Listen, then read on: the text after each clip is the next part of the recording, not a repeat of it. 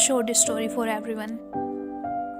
एक बार Greece philosopher सुकरात, जिनके बारे में आपने पहले सुना होगा या पढ़ा होगा, एक बार उनसे कोई शख्स मिलने आया। ये जो शख्स सुकरात से मिलने आया था, ये कुछ बातें उन्हें बताने आया था जो उनके दोस्त से रिलेटेड थी।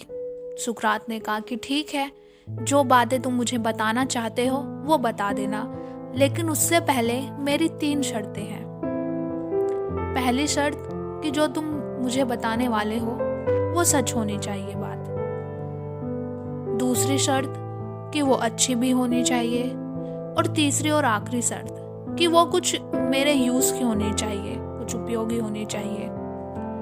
अब ये जो शख्स था, सुकरात की बातों को सुनकर ये पहले ही हार चुका था। इन तीनों शर्तों को वो पहले ही हार चुका था, क्योंकि उसने ये सारी बातें किसी और से सुनी थी जो उनके दोस्त के बारे में थी।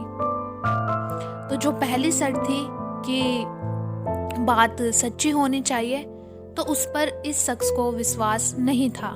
और बाकी की जो 2 शर्तें हैं, वो भी ये शख्स इसी प्रकार से हार चुका था, क्योंकि वह बातें ना तो अच्छी थी और ना ही किसी यूज की थी।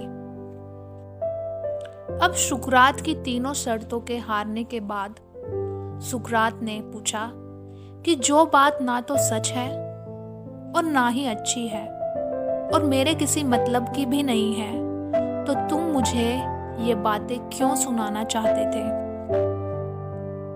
सुकरात की ये बातें सुनकर वो शख्स अब चुप था, क्योंकि सुकरात जो मैसेज उस शख्स को देने वाले थे वो दे चुके थे।